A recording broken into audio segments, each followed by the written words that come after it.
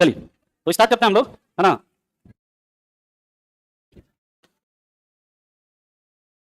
क्या हो गया जी? ये देखिए हैंग हो गया है क्या ये? करिएगा देखिए।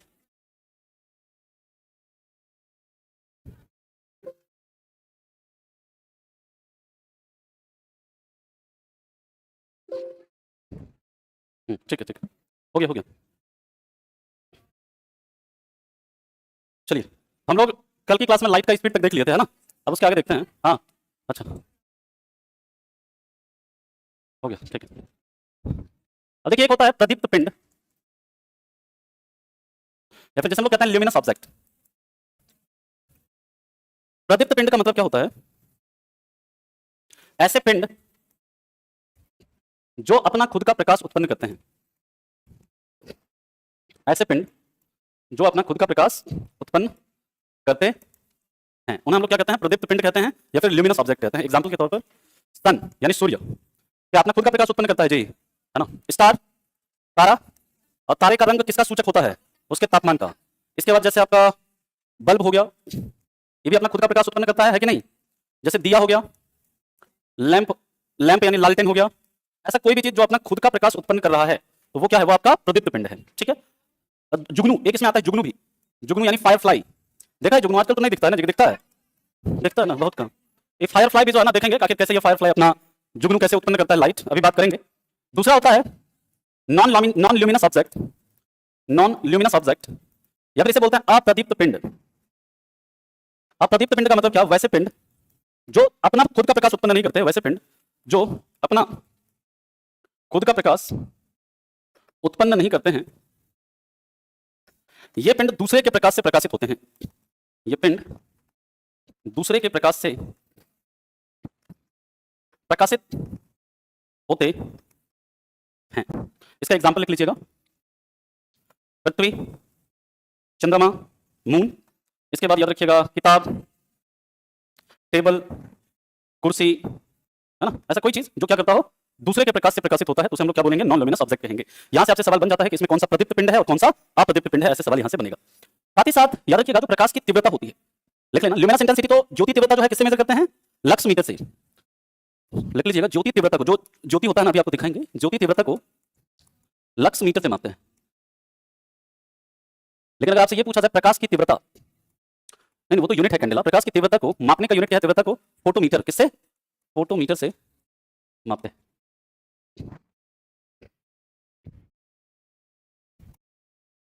अब हम लोग देखेंगे फायर फ्लाई की बात करेंगे कि जुगनू आके जो है ना कैसे चमकता है ना जी। आखिर वो कैसे चमकता है, उसमें क्या फेनोमेना होता है, उसकी बात हम लोग करते हैं।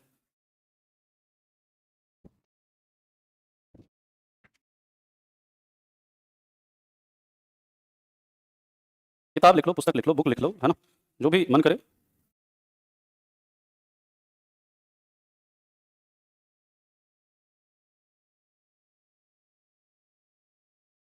आगे चलें? नहीं नहीं चलें, चलिए कोई बात नहीं, लिख लो लिख लो, आराम से लिख लो, कोई बात नहीं है।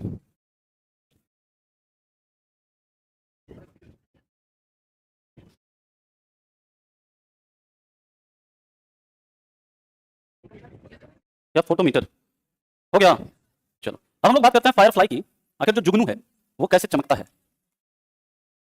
फायर फ्लाई या जुगनू, याद रखिएगा इसमें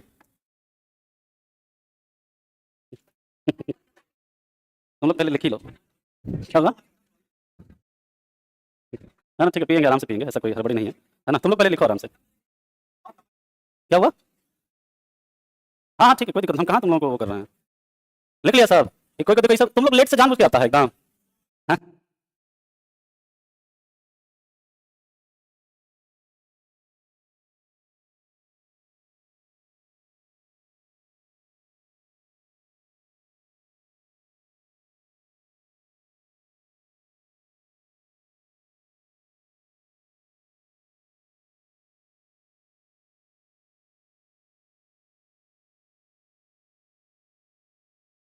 चलो अब देखो फायर फ्लाई जो जुगनू होता है ना, जुगनू जो जलता है, इसमें उस प्रॉपर्टी को क्या बोलते हैं? तो याद रखिएगा इसमें बायो ल्यूमिनेसेंस, बायो ल्यूमिनेसेंस,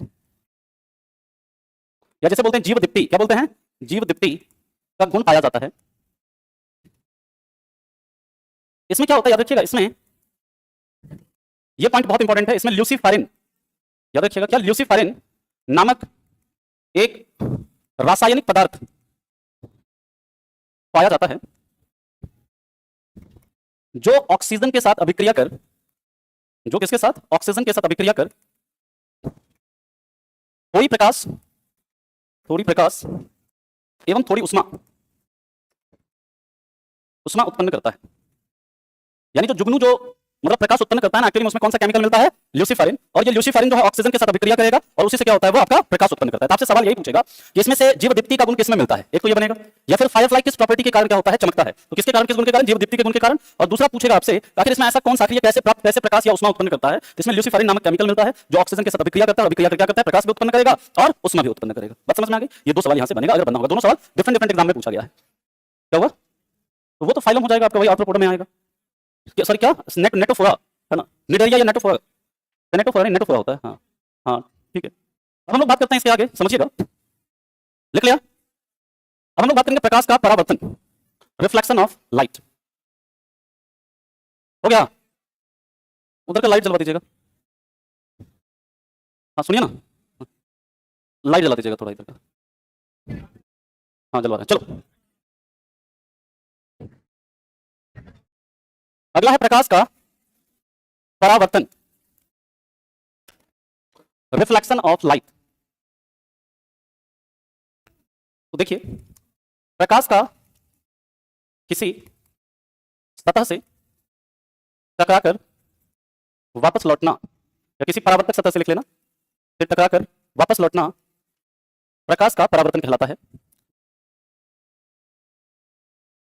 या तो किसी परावर्तक सतह कर लीजिएगा, रिफ्लेक्टर सरफेस। अब देखो, ये जो प्रकाश का जो परावर्तन होता है ना, याद रखना, प्रकाश का परावर्तन हमेशा समान माध्यम में, सेम मीडियम में होता है। और इसके बाद याद रखिएगा, हम किसी वस्तु को प्रकाश के परावर्तन के कारण ही, हम किसी वस्तु को प्रकाश के परावर्तन के कारण ही देख पाते हैं। इसके बाद याद रखिएगा, जितना भी दर्पण है ना, चाहे समतल दर्पण हो, समतल दर्पण या आपका गोलीय दर्पण हो, गोलीय दर्पण में आपका अवतल दर्पण और उत्तल दर्पण आ जाता है। समतल दर्पण या गोलीय दर्पण, स्फेरिकल मिरर, किस सिद्धांत पर काम करता है,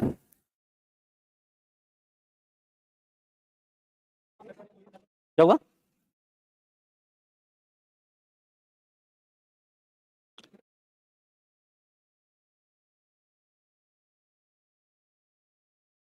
लिख लिया साहब, चलो अब आगे चलते हैं हम लोग। याद रखना, प्रकाश के परावर्तन के बाद उसके इंटेंसिटी में, उसके आयाम तथा तीव्रता में, आयाम तथा तीव्रता यानी इंटेंसिटी में कमी आती है। प्रकाश के परावर्तन के बाद उसके तरंग दैर्घ्य तथा फ्रीक्वेंसी में, तरंग दैर्घ्य तथा आवृत्ति में परिवर्तन नहीं होता है।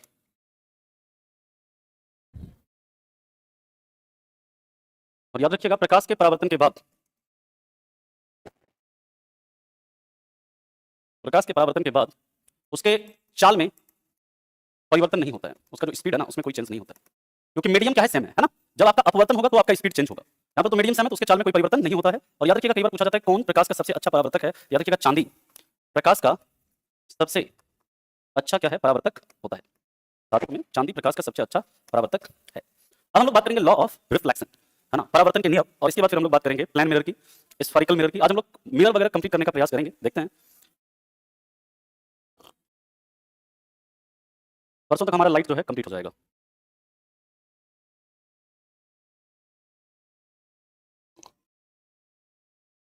फिर इसके बाद वही टॉपिक बचेगा, इलेक्ट्रिसिटी और मैग्नेटिज्म, तो वो भी हम लोग कंप्लीट कर लेंगे। आज कौन सा दिन है, सोमवार है ना, हाँ। इस वीक में जो संडे, इस संडे को ना आपकी मे भी लास्ट क्लास होगी दोनों सब्जेक्ट की। बायो तो चल ही रहा है ना, सुबह में तो चल, अच्छा बायो तो मैं नहीं कराऊंगा, कोई सर कराएंगे आपको, है ना, हाँ। क्या हुआ, क्या बोलना है खान सर, हाँ सुमित शुक्ला सर कराएंगे आपको।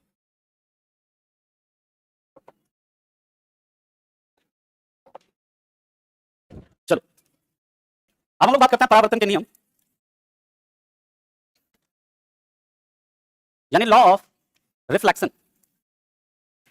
देखिए जो लॉ ऑफ रिफ्लेक्शन ये कहता क्या है, जैसे ये मान लीजिए कोई परावर्तक सतह है, परावर्तक सतह पर मान लीजिए ये कोई बिंदु है ना, इसको हम लोग क्या बोल रहे हैं, इसे बोलते हैं आपतन बिंदु। क्या बोलते हैं?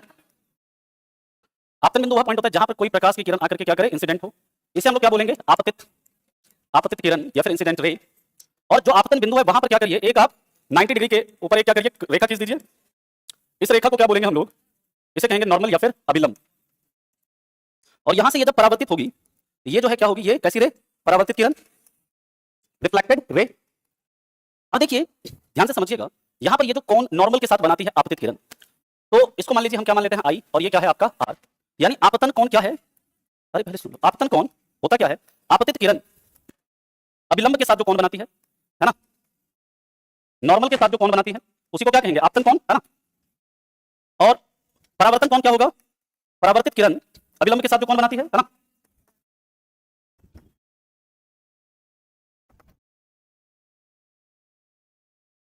और यहां पे खूब सवाल बनता है आपके एग्जाम में। अब परावर्तन का नियम क्या कहता है समझिएगा, परावर्तन का नियम कहता है कि ये जो आपतित किरण है ना, परावर्तित किरण है, और ये जो नॉर्मल है, अभिलंब है, ये तीनों जो है एक के प्लेन में होगा। एक के प्लेन का मतलब क्या, जैसे आप लोग मैथ पढ़ते होंगे, जब कोऑर्डिनेट ज्योमेट्री पढ़ते होंगे, वहां पर पढ़ते होंगे आप एक्स वाई प्लेन पढ़ते हैं, ऐसे एक्स वाई प्लेन है ना, फिर ऐसे वाई जेड प्लेन है ना, जेड एक्स प्लेन पढ़ते हैं कि नहीं 2D में। तो यानी कि अगर ये कहता है कि अगर ये आपतित किरण अगर एक्स वाई प्लेन में है, परावर्तित किरण भी एक्स वाई में ही होगी और नॉर्मल भी किसमें होगी, एक्स वाई प्लेन में होगी। इसके कहने का मतलब ये है, बात समझ में आ गई। और दूसरा जो नियम है वो कहता है कि आपतन कोण और परावर्तन कोण का जो मान होता है वो क्या होता है, आपका बराबर होता है। इसको अभी हम लोग लिखते हैं, फिर इससे रिलेटेड आपसे सवाल बनता है, कैसे कैसे सवाल बनता है उसके ऊपर हम लोग बात करेंगे। इसके बाद देखेंगे प्लेन मिरर, फिर देखेंगे स्फेरिकल मिरर।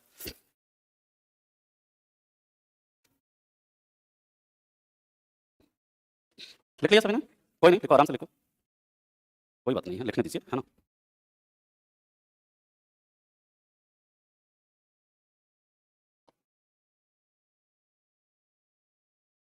क्या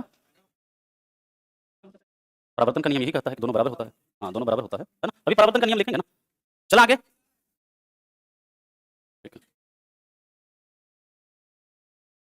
चलो दे देंगे Deepak ji one liner question, है ना। हमारा बस चलता था, हम 5 दिन पहले दे दिए रहते, है ना, लेकिन हम करें क्या। चलो अब परावर्तन का पहला नियम क्या कहता है समझिएगा। इसका पहला नियम कहता है कि आपतन आपतित किरण, आपतित किरण यानी इंसिडेंट, इंसिडेंस रे, परावर्तित किरण रिफ्लेक्टेड रे, तथा नॉर्मल यानी अभिलंब, तीनों एक ही प्लेन में होंगे, तीनों एक ही प्लेन यानी तल में। और दूसरा कहता है कि आपतन कोण और परावर्तन कोण क्या होगा, आपतन कोण तथा परावर्तन कोण जो होगा बराबर होगा। इसको आप शॉर्ट में ऐसे भी लिख सकते हैं, एंगल आई बराबर एंगल आर, ठीक है। अब जैसे क्वेश्चन आपसे कैसे कैसे बनेगा देखो, जैसे क्वेश्चन बन जाएगा, चित्र दे देगा, चित्र दे देगा और कहेगा, ऐसे दे दिया, कह दिया कि ये जो एंगल है ये एंगल 20 डिग्री है, तो पूछ देगा आपतन कोण का मान कितना है बताओ, यानी आपसे पूछ देगा ये कितना है, ठीक है। कितना हो जाएगा, 70 हो जाएगा, ठीक है। अरे ये देखो 20, तो ये कितना 70, ये 70 तो ये भी 70। दूसरा आपसे दे देगा, क्वेश्चन कैसे बनेगा देखिए, एक तो ऐसे बनेगा, दूसरा क्वेश्चन ऐसे आपसे दे देगा, ये दे देगा x, ये दे देगा y और ये दे देगा z, है ना। और क्या देगा, अगर x प्लस वाई बराबर 100 डिग्री है तो z का मान कितना होगा। सिंपल है ना, x प्लस वाई यानी 100 तो ये 50, ये 50, ये 50 तो ये कितना 40 डिग्री, ठीक है। तो दूसरा इस तरह का सवाल बनेगा। अब तीसरा सवाल हम लोग देखते हैं कैसा बनेगा, पहले आप इसे लिखो फटाफट से, फिर तीसरे टाइप का क्वेश्चन देखते हैं। यहाँ से 3-4 तरह का सवाल बनता है, किसको बता देते हैं। देखो यहाँ पर क्या है ना, आपका दे दिया है क्वेश्चन में, ये दे देगा कि ये जो एंगल है ना ये आपका 20 डिग्री है, तो आपसे पूछ देगा कि आपतन कोण कितना होगा। तो ये देखो यहाँ से लेकर के इसके बीच का जो कोण होता है ये 90 डिग्री होता है, क्योंकि ये नॉर्मल होता है ये, हाँ इधर से भी 90 डिग्री, इधर से भी 90 डिग्री। अब देखो ये 20 डिग्री है तो ये कितना हो जाएगा 70 डिग्री, यानी अगर रिफ्लेक्टेड मतलब जो एंगल ऑफ रिफ्लेक्शन है परावर्तन कोण 70, तो आपतन कोण कितना होगा 70 डिग्री, तो इसलिए आपतन कोण क्या हो जाएगा 70 डिग्री। अब यहाँ पर देखिए आपको दे दिया है कि ये x है ये y, यानी ये x ये y है, मतलब क्या है, ये आपतन कोण है ये परावर्तन कोण है, इसका योग दे दिया आपको 100 डिग्री, यानी अगर 100 डिग्री है तो x भी 50 होगा y भी 50 होगा, ये दोनों इक्वल। और पूछा आपसे z क्या होगा, अब बताओ यहाँ से लेकर यहाँ तक ये 90 डिग्री है, तो ये 50 है तो ये z कितना होगा 40 होगा। आगे बात समझ में। अब इसी को देखिए लैंग्वेज के फॉर्म में कैसे पूछेगा, यहाँ तक क्लियर सबने। नेक्स्ट क्वेश्चन आपसे पूछेगा कि अगर इसी को लैंग्वेज के फॉर्म में कैसे पूछेगा, अगर आपतन कोण, आपतित ऐसे आपतन आपतित किरण तथा परावर्तित किरण के बीच का कोण 130 डिग्री है, तो आपतित किरण परावर्तक सतह के साथ कितने डिग्री का कोण बनाएगी। इस तरह का सवाल आपसे बनेगा। वही उसी चीज को चित्र के बजाय किस लैंग्वेज में पूछ दिया। अब देखिए क्वेश्चन क्या क्या है समझो। ये परावर्तक सतह है, कह रहा है ये इसका नॉर्मल होगा, है ना। अब कह रहा है कि ये आपतित किरण और ये परावर्तित किरण, कह रहा है इसके बीच का कोण कितना है 130 डिग्री, यानी ये भी 65, ये भी 65। आपसे पूछ रहा है ये वाला कोण, तो ये टोटल 90 होता है, तो क्या हो जाएगा ये 25 डिग्री। यही पर पूछ देता परावर्तित किरण और परावर्तक सतह के बीच का कोण क्या होगा, तो भी क्या हो गया 25 डिग्री। बात समझ में आ रही है। इस तरह का सवाल पूछेगा कर दीजिएगा आप लोग। अब अगले टाइप के क्वेश्चन पे चलते हैं। हाँ बताइए, कोई डाउट? नहीं नहीं, ऐसा वहां पर कोई परावर्तन का नियम नहीं रहता, तो बताते ना, है ना। वहां पे ऐसा कोई जरूरी नहीं है कि उसी मतलब जितना एंगल होगा, मतलब ऐसा वहां पर कुछ नहीं होता है। हाँ ठीक है, क्योंकि साउंड देखो क्या है ना कि साउंड एक आपका मतलब ट्रांसवर्स वेव नहीं है, उसे एक पर्टिकुलर डायरेक्शन में भेजना पॉसिबल नहीं है। बात समझ में आई। उसे एक निश्चित दिशा में नहीं भेज सकते क्योंकि उसमें पोलराइजेशन का गुण नहीं मिलता है, इसलिए वही किसी पर्टिकुलर एंगल पर क्या नहीं होता, रिफ्लेक्ट नहीं होता है। बात समझ में आया, क्योंकि साउंड कैसा है, मैकेनिकल वेव है, मैकेनिकल वेव कैसा लॉन्गिट्यूडनल वेव है ना, इसलिए उसमें पोलराइजेशन का गुण ही नहीं मिलता है। अब हम लोग बात करते हैं इसके आगे। अब देखिए क्वेश्चन कैसे बनेगा, आपसे दे देगा दो प्लान मिरर एक दूसरे के परपेंडिकुलर है ना, या कह देगा दो प्लान मिरर है, एक प्लान मिरर है ए, एक प्लान मिरर है बी, या एक प्लान मिरर है एम, एक प्लान मिरर है एन, और कहेगा कि कोई किरण जो है यहां पर, है ना, आपतित होकर इसके साथ 50 डिग्री का कोण बनाती है। कह देगा कि कोई किरण मिरर ए पर 50 डिग्री का, नॉर्मल के साथ 50 डिग्री का कोण बनाते हुए आपतित होती है। तो आपसे पूछ देगा कि मिरर बी के लिए परावर्तन कोण का मान क्या होगा, 90 डिग्री परावर्तन कोण का मान क्या होगा। देखते हैं क्या होता है, देख लेते हैं। इसमें देखो क्या है ना कि आप जैसे यहां पर 50 से दिया आएगा, देखिए इधर ऐसे आकर के टकराया, तो ये कितना हुआ 50 डिग्री, ठीक है। अब देखो ये अगर 50 हुआ तो ये तो 90 है, ये 50 तो ये कितना 40 डिग्री, यहां पर परावर्तन कोण कितना हो जाएगा बताओ 40 डिग्री। तो उत्तर क्या हो जाएगा आपका, बात समझ में आ गई। अब दूसरा सवाल जो है आपका इस तरह से बनेगा, ठीक है ना। हाँ, इस तरह से भी आपसे बन सकता है, अगर बनाने का कोशिश करे तो आपसे इस तरह का सवाल पूछ सकता है। क्लियर है। अब जैसे आपसे क्वेश्चन इसी में दूसरा क्वेश्चन कैसे बनेगा, इसी टाइप में पहला पीछे कर लो, पहला पीछे कर लो, फिर क्वेश्चन और कर लेते हैं। जी पूछता है ना, डबल मिरर वाला पूछता है।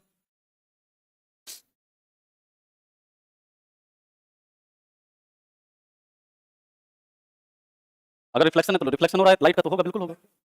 डायरेक्टली प्रोपोर्शनल नहीं, इक्वल होगा ना, हाँ बराबर होता है ना। डायरेक्टली प्रोपोर्शनल मान लो बराबर है तो डायरेक्टली प्रोपोर्शनल ही है ना। हाँ चला आगे।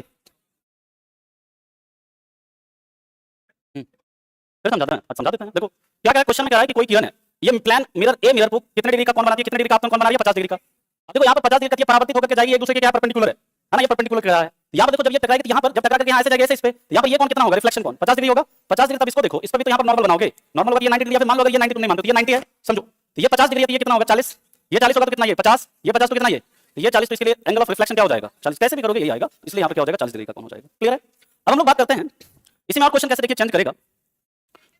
अच्छा पीछे करते हैं, हमको लगा बाहर से कौन बोल रहा है आगे चला है, हो गया। चलो दो प्लान मिरर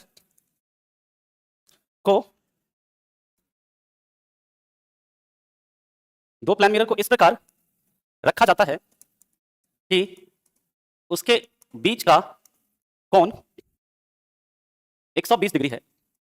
अगर कोई किरण पहले मिरर या दर्पण के साथ 30 डिग्री का कोण बनाती है, यहां दर्पण के साथ लिखा हुआ है, इस चीज को ध्यान दीजिएगा। तो दूसरे मिरर के लिए परावर्तन कोण क्या होगा। अब ये देखिए सबसे मुश्किल सवाल इसमें बन सकता है ऐसा। अब क्वेश्चन को समझिए क्या है, पूछना क्या चाह रहा है आपसे, कह रहा है एक मिरर है और ये दूसरा मिरर है, कह रहा है इसके बीच का कोण कितना है देखो। अब ये कह रहा है ये 120 डिग्री है ना। अब क्या इसके लिए परावर्तन कोण, जैसे यहाँ पर कह रहा है कि एक किरण आया, इससे आकर के क्या किया टकराया, और टकरा गया तो यहाँ पर कितने डिग्री का कोण बना रही है, ये 30 डिग्री का कोण बना रही है।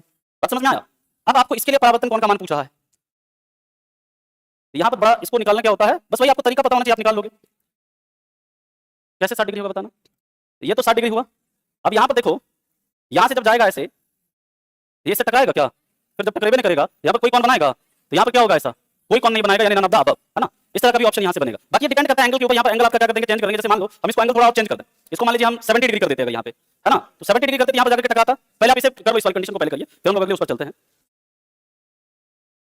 ऐसे देखो इतना मुश्किल आपसे बनाएगा नहीं, मैं आपको बस एक समझा रहा हूँ कि अगर बन जाए तो इस तरह से कर सकते हैं। यहाँ पर कोई भी नहीं बनाएगा, कौन नहीं बनेगा, इस चीज को याद रखिएगा। आगे चलें।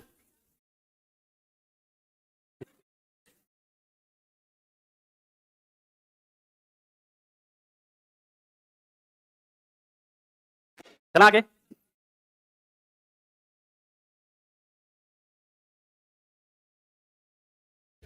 अब देखो इसके आगे चलते हैं हम लोग। एक क्वेश्चन आपका पूछा हुआ मैं कराऊंगा कुछ देर में। हम लोग अगले कॉन्सेप्ट पर मूव करते हैं। एक क्वेश्चन मैं आपको भी आगे करवाता हूं लास्ट में, जो आपका बीपीएससी में पूछा गया इसी कॉन्सेप्ट पे। अब देखिए होता है पैरेलल रेज, पैरेलल रे, या फिर जैसे हम लोग कहते हैं समानांतर किरण। ध्यान से समझना, समानांतर किरण। समानांतर किरण का मतलब क्या होता है? जब दो प्रकाश की किरण के बीच समान दूरी हो, यानी कि इस तरह से कोई रे जा रहा है ना, एक दूसरे से समान दूरी पर चल रहा है, इसे क्या बोलेंगे? समानांतर रे। दूसरा होता है, याद रखिएगा, कन्वर्जिंग रे। कन्वर्जिंग रे का मतलब क्या होता है? इसे बोलते हैं अभिसारी किरण। क्या बोलते हैं? अभिसारी किरण। अभिसारी किरण का मतलब क्या होता है कि जब प्रकाश की किरण किसी बिंदु पर क्या हो रही हो? मिल रही हो। जैसे इधर से ये किरण आ रही है, इधर से ये किरण आ रही है, और ये आकर के एक बिंदु पर क्या हो रही है? ऐसे मिल रही है। ऐसे को क्या बोलेंगे हम लोग? ऐसे को कन्वर्जिंग रे, या फिर क्या बोलेंगे? अभिसारी किरण कहेंगे। इसके बाद हम लोग बात करेंगे अपसारी किरण। अपसारी किरण यानी कि डाइवर्जिंग रे।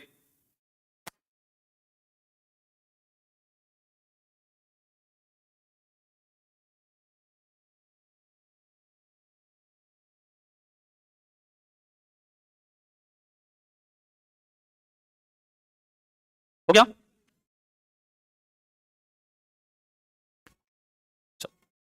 मूव करें।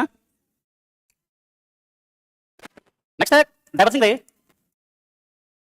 या फिर इसे बोलते हैं अपसारी किरण। क्या बोलते हैं? अपसारी किरण। अब इसमें क्या होता है? इसमें किरण जो है एक बिंदु से क्या दूर जाती हुई प्रतीत होती है। इसमें प्रकाश की किरण एक बिंदु से दूर होती हुई प्रतीत होती है। मतलब कि ये एक बिंदु पर मिलती नहीं है, बल्कि क्या होगी? ऐसे फैलेगी, है ना, इस तरह से फैल जाएगी। इस प्रकार का जब रे होता है, इसे क्या बोलते हैं हम लोग? इसे हम लोग बोलते हैं डाइवर्जिंग रे, या फिर इसे बोलते हैं अपसारी किरण। अब हम लोग बात करेंगे इमेज की। इमेज आपने सुना होगा, वास्तविक प्रतिबिंब, है ना, आभासी प्रतिबिंब। ये क्या होता है? इमेज का फॉर्मेशन कैसे होता है, उसके बारे में हम लोग बात करते हैं। बिल्कुल ले सकते हैं विपिन जी। हो गया? लिख लिया? कोई नहीं, लिख लो लिख लो।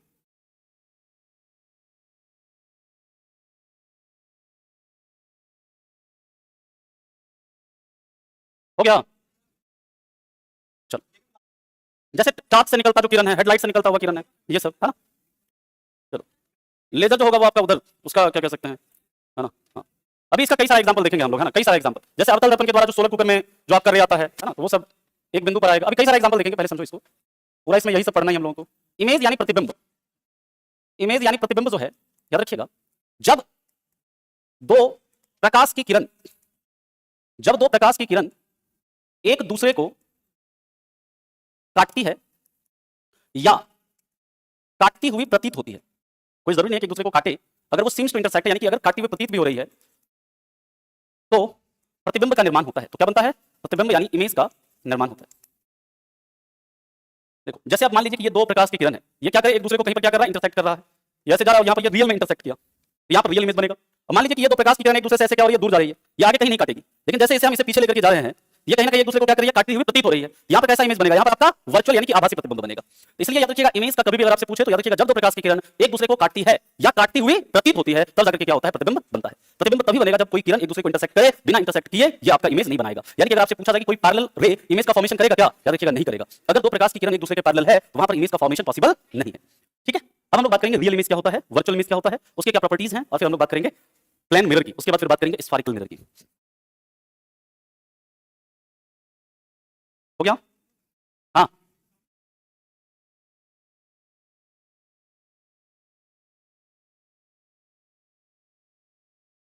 मैं समझ नहीं रहा हूं क्या सबसे ज्यादा मिरर के द्वारा।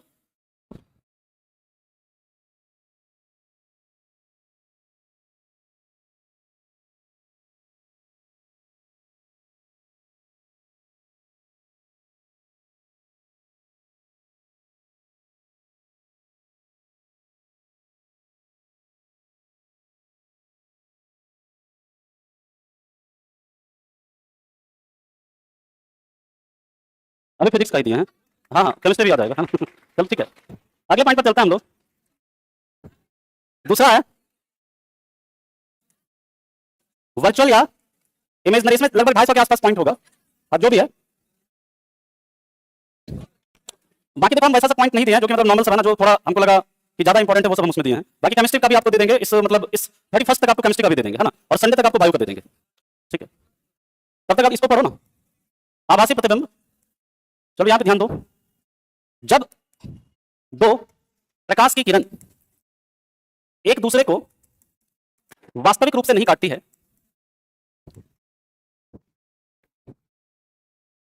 बल्कि काटती हुई प्रतीत होती है, तो उसे तो कैसा, तो वर्चुअल इमेज यानी आभासी प्रतिबिंब, तो वर्चुअल इमेज यानी आभासी प्रतिबिंब बनता है। और याद रखिएगा, इसे स्क्रीन पर या इसे पर्दे पर प्राप्त नहीं किया जा सकता है, नहीं किया जा सकता है, इसे वास्तविक प्रतिबिंब को किया जा सकता है। जैसे आप ड्रेसिंग मिरर में अपना मिरर अपना इमेज देखते हो, क्या उसे आप स्क्रीन पर ले सकते हैं? नहीं ले सकते हैं। समतल दर्पण में देखते हैं, उत्तल दर्पण में आप अपना इमेज देखते हैं, उसे प्राप्त नहीं कर सकते स्क्रीन पर। तो याद रखिएगा कि आभासी प्रतिबिंब हमेशा कैसा बनता है, आभासी प्रतिबिंब हमेशा सीधा बनता है। कैसा बनता है? हमेशा हमेशा सीधा बनता है, यानी virtual image is always erect. अब हम लोग आते हैं प्लेन मिरर की तरफ, यानी समतल दर्पण की तरफ। कभी भी आपसे पूछे समतल दर्पण किस सिद्धांत पर काम करता है, याद रखना प्रकाश के परावर्तन के सिद्धांत पर काम करता है। जब हम लोग ह्यूमन आई पढ़ेंगे देखेंगे कि हम लोग कैसे किसी वस्तु को देखते हैं, पूरा एक लेक्चर जो है वो ह्यूमन आई ही चलेगा, एक लेक्चर से हो सकता है ज्यादा भी चले, ठीक, क्योंकि ह्यूमन आई से काफी सवाल आपके एग्जाम में बनता है।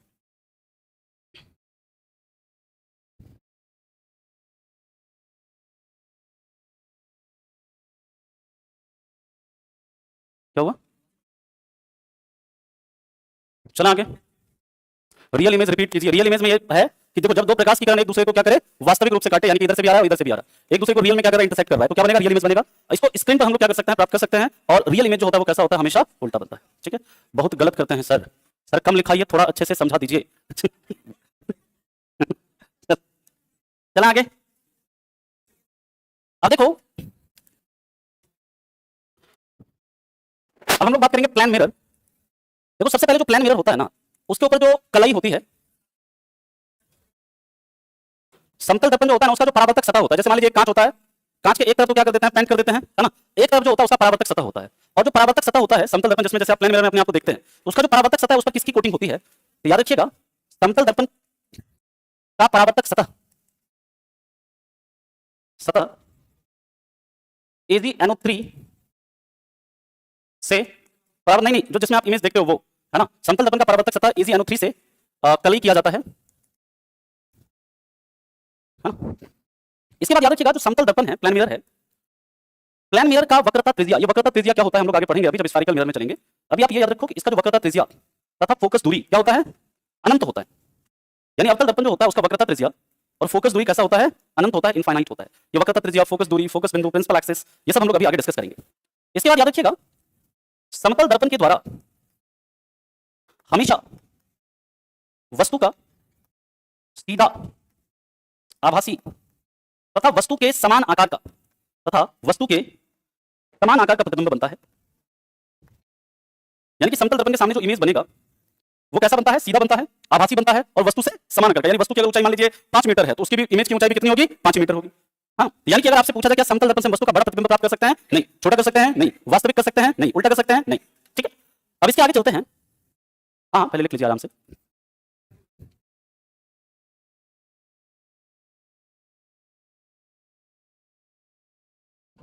क्या हो गया? समतल वो तो पार्श्व उल्टा होता है, अभी लिखाएंगे उसके बारे में, वो अलग होता है, वो पार्श्व उल्टा होता है। आगे चलें? अच्छा ठीक है, कोई नहीं, लिखो आराम से लिखो।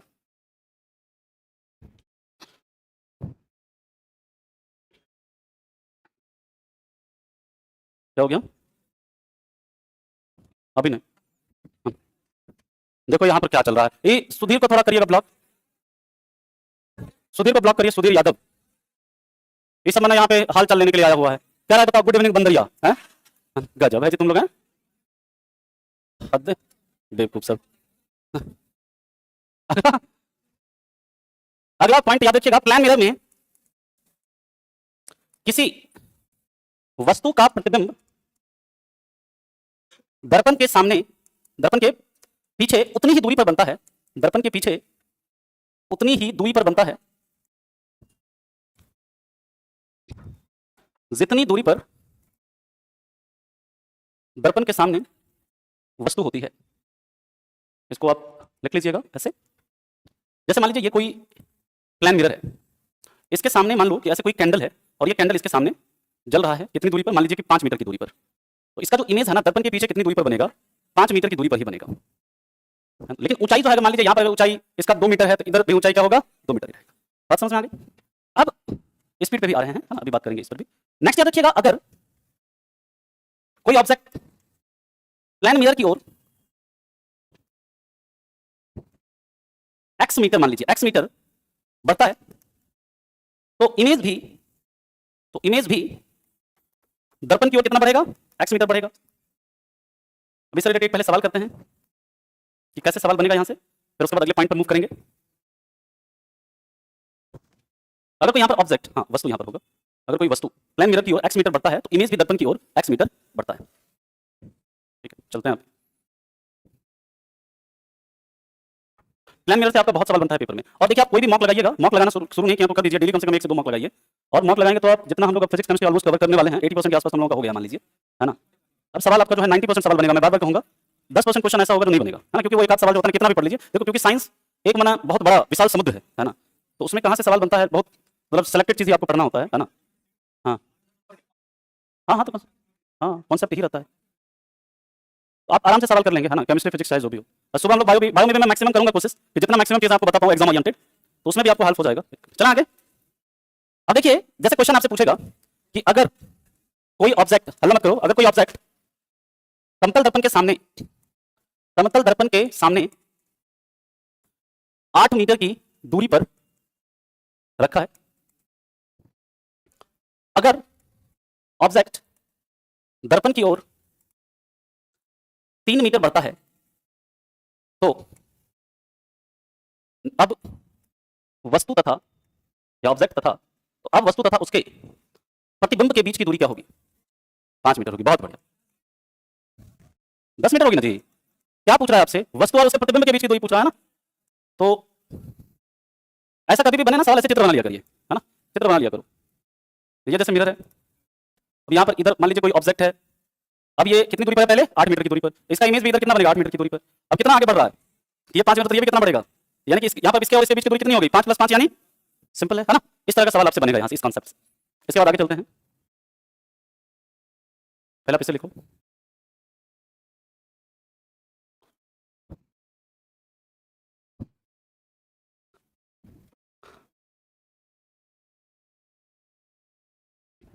मॉक टेस्ट कहाँ से लगाएं, कोई भी पीवाई की उठा लीजिए, है ना, या कोई भी बुक ले लो, बहुत मार्केट में बुक है ना, उसको लगाइए। ठीक है, चला आगे। अच्छा, फिर से समझा दो क्वेश्चन। देखो यहाँ पर, देखो क्वेश्चन क्या कह रहा है कि कोई भी मिरर है, उसके सामने 8 मीटर पर कोई ऑब्जेक्ट रखा हुआ है, तो इसका इमेज भी देखो किधर बनेगा, दर्पण के पीछे 8 मीटर की दूरी पर बनेगा। अब कह रहा है कि जो ऑब्जेक्ट है ना दर्पण की ओर 3 मीटर बढ़ता है, तो ऑब्जेक्ट दर्पण की ओर 3 मीटर बढ़ा, अब इसके और इसके बीच में कितना दूरी हो गया, 5 मीटर, तो इसका इमेज भी कितना दूरी पर बनेगा, 5 मीटर की दूरी पर। अब इसके और इसके बीच का दूरी पूछ रहा है, कितना, 5 + 5 हो जाएगा 10 मीटर। आगे समझ में। चलो, पीवाईक्यू सही नहीं है गुरुजी, दिखा जी पीवाईक्यू ही सही है ना, आप नहीं लगाइए, आपको नहीं सही लग रहा है तो, है ना। नेक्स्ट हम लोग बात करते हैं प्लेन मिरर के द्वारा ऑब्जेक्ट का पार्श्व उल्टा यानी कि लैटरली इन्वर्टेड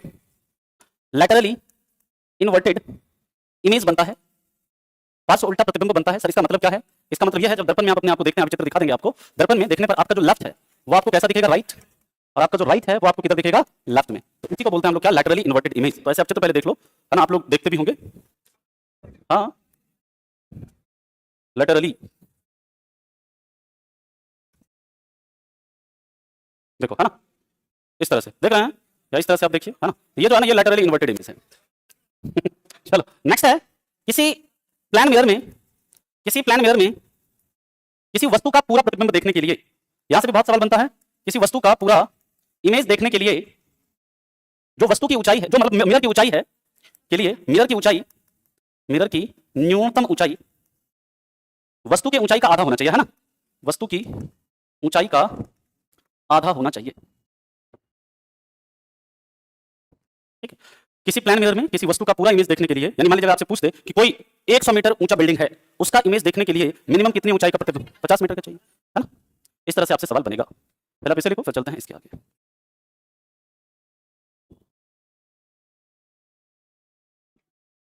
सीधा का मतलब रितु जी ये हुआ, है ना, कि जैसे इमेज इधर सीधा है ना, तो ये इस तरफ ऐसे उल्टा नहीं बनेगा, है ना, इसलिए वहां पर पार्श्व उल्टा अलग होता है और जो उल्टा होता है वो अलग होता है। ठीक है, इसलिए वहां पर उल्टा नहीं लिखा है। पार्श्व उल्टा का मतलब होता है जब आपका लेफ्ट आपको राइट दिखे, राइट आपको लेफ्ट दिखे। हो गया सभी का। कोई नहीं, लिख लो।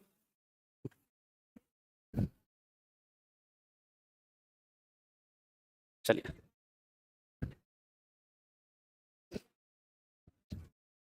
साक्षी आपकी एज क्या है, इसको थोड़ा एज बताइए। रोशन जी, इसको करिए ब्लॉक सिद्धार्थ को, लुम्बिनी भेजिए इसको थोड़ा है ना, है ना। चलो हम अगले पॉइंट पर चलते हैं।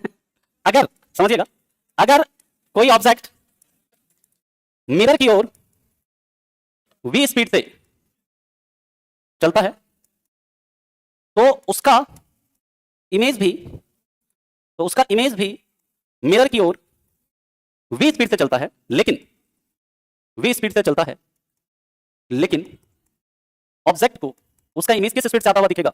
ऑब्जेक्ट को उसका इमेज 2v स्पीड से आता हुआ दिखता है, ड्यू टू रिलेटिव मोशन, है ना, आता हुआ दिखता है। अब यहां से आपसे सवाल कैसे बनेगा? यहां से सवाल बनेगा कि कोई ऑब्जेक्ट है प्लेन मिरर की ओर 5 मीटर प्रति सेकंड की स्पीड से मूव कर रहा है, तो उसका इमेज दर्पण की ओर किस स्पीड से मूव करेगा? सवाल अगर यह है तो आप क्या कहेंगे? 5 मीटर प्रति सेकंड, ठीक है। लेकिन अगर आपसे सवाल यह पूछता है कि उसको ऑब्जेक्ट को उसका इमेज किस स्पीड से आता हुआ दिखेगा? अच्छा, इमेज 2v स्पीड से आता हुआ दिखता है, अरे मिरर की ओर लिख लो भाई, है ना, लेकिन ऑब्जेक्ट को उसका इमेज 2v स्पीड से आता हुआ दिखता है, ठीक, तो क्या दिक्कत है इसमें? कहां पर? एक सेकंड देख ले। अगर कोई ऑब्जेक्ट मिरर की ओर v स्पीड से चलता है तो उसका इमेज भी मिरर की ओर v स्पीड से चलता है, लेकिन ऑब्जेक्ट को उसका इमेज 2v स्पीड से आता हुआ दिखता है, ठीक है। अब सही है, चलो एकदम तुम लोगों को बच्चा पहला दूसरा बच्चा कर लिखाना पड़ता है, अरे इसे छोटा मोटा अपने से भी कर लिया करो, लिख लिया करो, है ना, ठीक है। चलो अब हम लोग बात करते हैं इसके आगे, समझिएगा। अगर दो प्लेन मिरर को एक दूसरे के समानांतर रखा जाए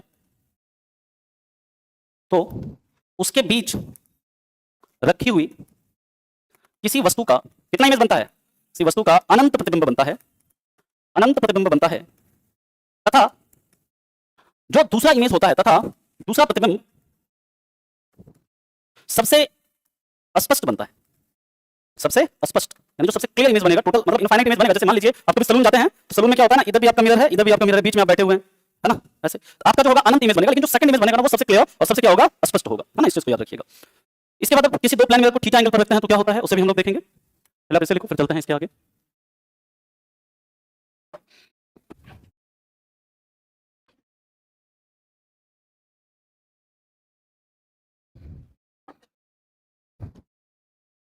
क्या हो गया? लिख लिया? आज प्लान मिरर खत्म कर लेते हैं, कल जो है मिरर ही खत्म हो जाएगा हमारा, है ना, और परसों हम प्रयास करेंगे कि इस टॉपिक को ही कंप्लीट करना। देखते हैं, मतलब होता है तो ठीक है, नहीं तो इस संडे तक तो आराम से खत्म हो जाएगा, क्योंकि हमारे पास ज्यादा मामला बचा वो नहीं है। इलेक्ट्रिसिटी में मान लो 3-4 घंटा बहुत है, मैग्नेटिज्म में 2 घंटा बहुत है ना। चला आगे, केमिस्ट्री भी खत्म ही है, कहाँ जाता है उसमें तो, नॉन मेटल खत्म, तो polymer, hydrocarbon, chemistry in daily life, ये 3 टॉपिक है। कौन सा? अरे तो वही तो मेन थोड़े बोले तो लास्ट में 2 घंटे का टॉपिक है वो, है ना। हाँ, ये वाला फिर से ये समझा ना, देखो समझो, या तो मान लो कि तुम अपने आप को अज्यूम करो कि एकदम कोट पहन लिया हो और मिरर में अपने आप को देख रहे हो, है ना, कोट पहन के एकदम देख रहे हो। अब मान लो कि जैसे आपका इमेज भी किधर होगा, तो लगा कोई वो है ना जी, क्या नहीं उस समय रहता है मेला समय, जो ऐसे धागा से नचाते हैं चलो देखो, अब यहाँ पर देखिए कि जैसे ये इधर मूव कर रहा है v की स्पीड से, ये भी इधर आएगा v की स्पीड से, लेकिन ड्यू टू रिलेटिव मोशन, जैसे आप जानते हैं ना कि ये ट्रेन इधर से जा रही है, ट्रेन इधर से जा रही है, अगर ये 5 मीटर प्रति सेकंड से जा रहा है, ये 10 मीटर प्रति सेकंड से इधर जा रहा है, इसमें बैठा हुआ जो व्यक्ति है इसको किस स्पीड से दिखेगा जाता है? 15 मीटर से। सेम इसी प्रकार देखिए आपका ऑब्जेक्ट इधर v स्पीड से जा रहा है, ये भी आएगा v स्पीड से, लेकिन इसको इसका इमेज किस स्पीड से आता हुआ दिखेगा? v प्लस v यानी 2v से आता हुआ दिखेगा। आगे समझ में? हाँ, चल अगले पॉइंट पर चलता है हम लोग। अगर दो प्लेन मिरर को थीटा कोण पर रखा जाता है तो उसमें बनने वाले इमेज की संख्या हमेशा विषम होती है। हमेशा कैसी होती है? विषम, यानी कि ऑड नंबर में होती है। अब ये कितना होगा नंबर ऑफ इमेज? तो देखिए यहां पर नंबर ऑफ इमेज कैलकुलेट करने के लिए क्या करना है आपको? पहले 360 अपॉन थीटा निकालना है। 360 अपॉन थीटा का वैल्यू अगर n आया, है ना, देखो अगर n एक विषम संख्या है, ध्यान से समझना, अगर n क्या है? एक विषम संख्या है, तो नंबर ऑफ इमेज क्या हो जाएगा? n के बराबर हो जाएगा, number of image is equal to n। और अगर n एक सम संख्या है, अगर n एक सम संख्या है तो नंबर ऑफ इमेज बराबर क्या हो जाएगा? n minus 1। फॉर एग्जाम्पल, जैसे मान लीजिए अगर आपको दे दे क्वेश्चन एक, theta is equal to 60 degree, then what is number of image? तो number of image is equal to क्या हो जाएगा? पहले आप थीटा n निकालिए, n क्या हो जाएगा? 360 अपॉन थीटा, यानी आ जाएगा 6। नंबर ऑफ इमेज क्या हो जाएगा 6 - 1 5। क्वेश्चन 2 अगर आपसे दे दे theta is equal to 72 degree तो नंबर ऑफ इमेज क्या हो जाएगा, तो भी 5 ही होगा, है ना जी। Number of image is equal to क्या 5 ही होगा ना, अरे नहीं कैसे, है ना, ठीक है। इसी तरह कुछ भी अगर थीटा दे तो आपको पहले क्या करना है 360 अपॉन थीटा निकालना है, और जो भी नंबर वहां पर आएगा अगर वो ऑड है तो नंबर ऑफ इमेज उतना ही हो जाएगा, अगर आपका इवन है तो आप उसमें क्या करेंगे एक माइनस कर देंगे, ठीक है। बिल्कुल बनेगा, क्वेश्चन बन जाएगा डेफिनेटली। पर अगर सेल्फी लेते हैं और हमारे पीछे कुछ लिखा हुआ रहता है तो उल्टा दिखता है, तो वो भी पास से उल्टा ही होता है ना, वो भी लैटरली इन्वर्टेड ही होता है, ठीक है रिंकी जी। जैसे एम्बुलेंस में जो आपका एम्बुलेंस है वो उल्टा दिखता है, तो वो क्यों लैटरली इन्वर्टेड होता है, वो इसलिए क्या हुआ, वो उल्टा इसलिए लिखा जाता है ताकि आप मिरर में देखो तो आपको वो सीधा दिख जाए, लैटरली इन्वर्जन की वजह से, लैटरली इन्वर्टेड की वजह से, ठीक है। देख लिया सभी ने केमिस्ट्री, अभी इसको खत्म कर लेते हैं, 5 मिनट लगेगा और तो इसको खत्म ही कर लेते हैं, चलें। अगर अरे कोई क्वेश्चन नहीं, अगला पॉइंट लिख लीजिएगा, अगर किसी प्लान मिरर को, ये फैक्ट है लिख लीजिएगा, किसी प्लान मिरर को थीटा एंगल से घुमाया जाता है, अगर किसी प्लान मिरर को थीटा एंगल से घुमाया जाता है तो परावर्तित किरण जो है कितने एंगल से घूम जाती है 2 थीटा एंगल से, परावर्तित किरण 2 थीटा कौन से घूम जाती है, यहां से भी सवाल कभी कभी पूछा हुआ है। और यूजेस ऑफ लिखिए, uses of plane mirror, uses से खूब सवाल बनता है आपका,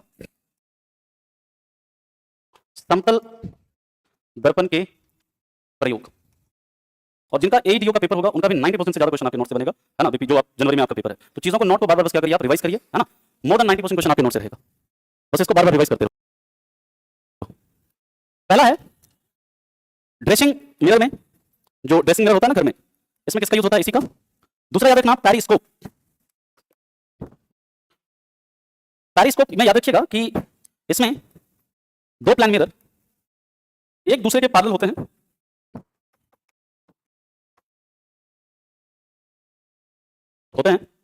और याद रखिएगा ये यंत्र के साथ 45 डिग्री का कोण बनाते हैं, अभी चित्र आपको दिखा देंगे। एक दूसरे का तो क्या होता है पैरेलल होते हैं, लेकिन ये जहां पर लगे होते हैं, जैसे है ना, ये मान लो इस तरह से ऐसे लगा हुआ है, देखो कैसे रहता है, ऐसे रहेगा, जैसे ऐसे एक दूसरे के क्या रहेगा, ऐसे पैरेलल रहेगा, है ना, या फिर इस तरह से मान लो, मतलब एक दूसरे के पैरेलल रहेगा, यहाँ पर ये जो है ना कितने डिग्री का कोण बनाएगा, ऐसे 45 डिग्री का कोण बनाता है, समझना है। यानी इसमें क्या होगा ना, जैसे कि बाहर का जो है यहाँ पर आकर कैसे टकराएगा, फिर यहाँ पर ये जो है ना आदमी उसका इमेज देख लेगा, है ना। इसका यूज कहां पर होता है पेरिस्कोप का, एक तो आपका सबमरीन पनडुब्बी में, दूसरा याद रखना जो सैनिक का जो बैरक होता है, तो लिख लीजिए आप पेरिस्कोप का यूज सबमरीन में, पनडुब्बियों में, समुद्र के अंदर, ये तो स्कोप है ये, किनको नहीं, ये तीनों जो होता है ना एक दूसरे से 60 डिग्री के कोण पर होता है ना, अभी दिखाएंगे आपको, यहाँ पर पैरेलल नहीं, यहाँ पर तीनों प्लान मिरर जो होता है वो 60 डिग्री के कोण पर लगा होता है, ठीक है। चला आगे, और ये खूब सवाल बनता है यहाँ से, कैलेडोस्कोप से, पेरिस्कोप से, कितना प्लान मिरर किसमें लगा होता है, इस तरह से सवाल बनेगा, दिखा दिखा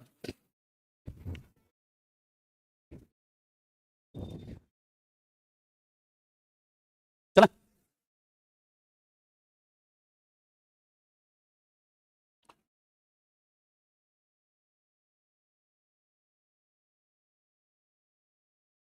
लिख लो जिसका छूट गया, इन लोगों का छूट गया, लिखने दो, लिख लो जल्दी फटाफट, है ना, बाद में लिख लेना, पीडीएफ मिलेगा, है ना, तुम लोग लिख लेना बाद में, पनडुब्बी का बता रहे हैं, है ना। चलो अब अच्छा लिख लो, चित्र दिखा देते हैं, है ना, रुक जाइए, लिख लिया। पहले तो ब्लास्टिक टैंक देख लो, बैलास्ट टैंक इन सबमरीन, है ना, इस तरह से होता है, देखो इसमें ना ऐसे टैंक सा होता है जो कि पानी को ना नीचे छोड़ता है फिर ऊपर ले जाता है ना, ये पूरा डिजाइन उसका ना,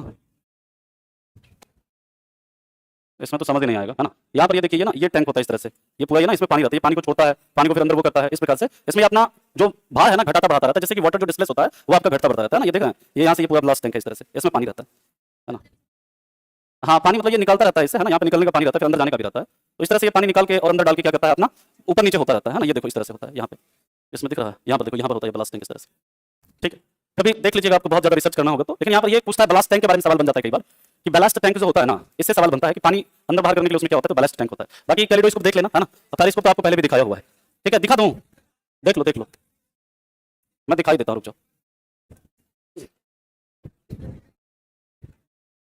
इस तरह से लगा होता है यहाँ पे ये बाहर का दिखता रहता है ना, ये जो है ना ये बाहर का इमेज इसमें दिखता रहता है इस तरह से, कैलेडोस्कोप पे देख लो, सब मैंने हम ही दिखा देना है इस तरह से होता है ना, ये अलग अलग प्रकार का लाइटिंग पैटर्न बनाता है ना, हाँ बच्चा वाला जो खिलौना होता है ना वही होता है ना, हाँ वही, ठीक है। चलो तो अभी 5 मिनट का ब्रेक ले लो। अच्छा 10 मिनट का चलो ले लो। 4:55 में स्टार्ट करते हैं, है ना? 10 मिनट में आ जाना, लेकिन अपना जो भी है 6 बजे तक क्लास है आपका, है ना? 6 से 8 फिर खान सर लेंगे ना।